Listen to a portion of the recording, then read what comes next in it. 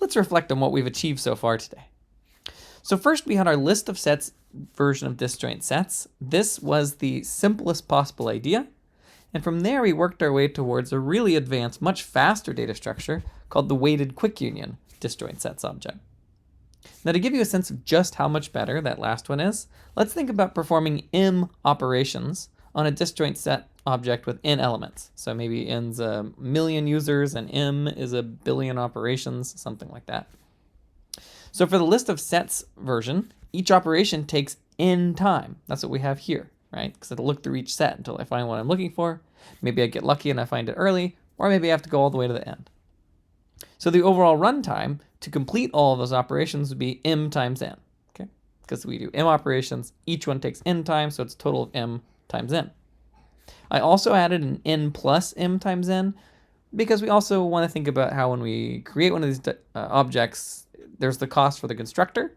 But of course, n plus mn is going to be dominated by mn because m is some big number. So I'll just say big O of mn. Okay, just being very honest here. Okay. Now for our best implementation, weighted quick union disjoint sets, the constructor takes n time. And then each operation takes as much as log n time. And again, it might be faster. Each connect could be fast. Maybe we're trying to connect the roots of two trees. We don't have to climb the tree. But the worst case is that the tree will be log n height. And so each operation takes log n, and there are m of them.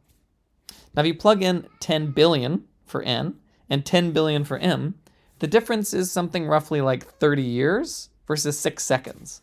And that's pretty incredible. So basically, this new data structure, it makes it possible to solve problems that could otherwise never be solved, because 30 years is an awfully long time to wait for your computation to complete. Now, weighted quick union disjoint sets is good enough for all practical uses, but there's the interesting question of, is there something even better? So now we're going to kind of dip into a preview of the sort of things you might see in CS 170, where we're exploring the fundamental nature of computation, trying to think what is the absolute best way to do this problem. And maybe there's no practical use for it in this case, but it is an interesting problem. So what I'm going to introduce is a spoiler from CS 170, an idea called path compression. Okay. So right here is the worst case if we use weighted quick union. This is a worst case weighted quick union tree. And the clever idea is that when we call is connected on 15 and 10 here and here, we're going to tie all of the nodes that we see to the root. What do I mean by that? Well, I mean, I'm going to take 15, 11, 5, and 1 and point them all at 0 directly. Okay, so in other words, when I do this operation, like, are they connected? I have to climb the tree. And one of the side effects of that operation is we are going to tie everything to the root. So these 4 nodes all get tied directly to 0. And the same thing happens over here. 3 and 10 get pointed directly at 0. Now I'll note that doesn't change anything about the meaning of the tree. We don't really care about the exact sequence of connections. All we care is that all of these things are connected. So these two trees are semantically equivalent. They don't carry any other information. But this representation is more efficient because 15, 11, and 5 can be very rapid. We can very rapidly find the root. We just go up one level. So if I think about what's actually going on here in this slide, I mean, I can rearrange these a little. I could say, okay, well, maybe it's better to pull 11 over here and 15 over here and 5 over here. Oops, not quite. So I pull 5 over here and so forth. And so I do that on the next slide. Okay, so if I pull those all up, this is the compressed version of the tree. Okay. Point being that when I call is connected 10 and 15, I get 2 things. One, I get the answer, true, they are connected. But then there's a side effect that the tree compressed on the fly. So it's a data structure that as you use it, it gets more and more and more efficient. And of course, if I keep calling is connected operations over and over, eventually the tree will flatten completely. Okay? So that's a very cool thing. The tree actually improves itself as it's getting used. Kind of has a flavor vaguely similar to memoization that you might have seen in a class like 61A or CS88. Now to see if this actually makes sense, I have a question for you, which is, let's suppose we ask the question, are 14 and 13 connected? Clearly they are. The answer will be true. But in order to get that answer, we have to actually climb the tree. We are going to apply the same side effect idea for path compression. And I'm take a second, just think about what the tree is going to look like after that's done, and verify that you really get what's happening. Okay, so whenever we do this is connected operation, 14 and 13, we climb up the tree, And then all of these nodes we're going to tie to the root directly. So 8 doesn't have 2 as its parent. 14 doesn't have 2 as its parent. They all have 0 as their direct parent. And we end up with this very flat tree. So after 2 is-connected operations, we went from a tree that was getting a little tall to something that was relatively compact. And this is a better worst case than our weighted quick union tree. Our weighted quick union tree, we could actually go down 4 levels, I think it was. Is that right? Let's go look. 1, 2, 3, 4, right? And so here now we only have to go down 2 levels. And with just a couple more strategic is-connected operations, we'd have a totally flat tree, right? Now this is a real data structure that is used in the real world. And the key observation, the reason that it is actually worth it, is that the cost of tying everything to the parent is not significant. I mean, it costs you something, but we already had to do all the climbing. So it's the same order of growth to do a find operation, still log time if the tree is the worst case height. But then once you're done, the tree will be shorter. Okay, so you pay a little, but then future queries are better. Okay. So the basic idea, the intuition, is that if we compress the tree with every single union and is-connected call, the tree becomes nice and short. So of course, as the number of nodes grow, we'll have more flexibility for the tree to get taller. But then as the number of operations m grows, our tree will tend to get shorter. And for enough operations, of course, the tree is going to compact all the way into a totally flat tree. Okay. Now, this is just an intuitive picture. Of course, when you first start, the tree is totally level and there's no height at all. The first so many operations, you can get a little height out of the tree. But the more and more and more and more operations you have with m, eventually that size is going to shrink down.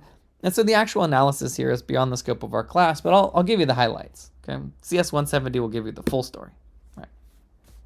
Now, one of the key things that makes the runtime so good is I want to note that the structure that we started with the problem I gave you, it's actually impossible to get this tree if we're using this path compression idea. You could never have 0, 1, 6, 7, and 13 in a shape like this because path compression wouldn't allow it.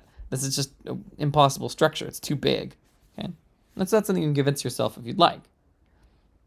Now, if you take that analysis to its logical conclusion, what you find is that it is actually very, very, very fast, these operations. Okay? So in 170, you'll see that these find and connect operations, I should really not call it find. I should call it is connected. So is connected or connect operations, they'll take on average log star n time. Okay? What is log star? Well, log star is how many times you have to push log 2 on a calculator before you get to a number that is 1 or less. So let me show you a quick demo that I whipped up. Thank you, ChatGPT, for helping me on this. So I'm going to put in a number like 3,978. I push log, I push log, I push log, I push log. I'm at a number that's less than 1. Okay, that's log star. So log star of 3,978 was 4. Let's pick a bigger number. Okay, I put log, log, log, log, log. Okay, log star of this huge number was 5. Okay, let's pick a really, really big number. Maybe, okay, so log, log, log, log. There we go. So log star of this number was also 5. Okay, so you can see that this log star function, it grows very slowly as a function of this, which I'll call n. Okay. So what you can show is that the runtime for each of the is connected and connect operations, they're going to take log star of n time. Okay. This is a table showing that same function that I just demoed. So basically, if n is 16, then each operation will take, on average, log star n time, okay, which is 3. If I have a tree of 65,536 items, it takes 4 logs. That's log star, 4 units of time. And if we have 2 to the 65,536 items, which is a pretty darn big number, at that point, log star of n is 5, and you have to go to 1 bigger than this before you get to 6. Okay. Point being that log star is less than 5 for any realistic input. Okay, right? So that's pretty good. Maybe it's better to say it's less than or equal to 5 for any realistic input. In fact, I'm going to fix that. Okay, and so the overall runtime, the time it takes to do m operations on n nodes will be m log star n, which is very, very, very close to linear in m. Okay. Now you can actually do this analysis even more carefully and show an even tighter bound. And in that case, you'll see that each operation takes on average inverse Ackermann of n time. And if you're curious about this function, actually, I'll add another little link here. There's a really nice Stack Overflow post I discovered that's easier to read than this classic paper. But the basic idea is that to get up to 5, it wouldn't be 2 to the 65,536. It would be 2 to the 2 to the 2 to the 2, dot, dot, dot, dot, 2, 65,536 times. Okay. Point being that this is also an extremely slow growing function. And if this is kind of appealing, like if you're like, ooh, this is really neat, then CS theory might be something that you find interesting to pursue. Okay. Now, the end result of all of this, like what I really want to get across is that this is an almost linear time data structure, but it's not quite there. That's why Bob Tarjan calls this a good but not linear set union algorithm. It's very good, even better than our weighted quick union. Okay, so we're done.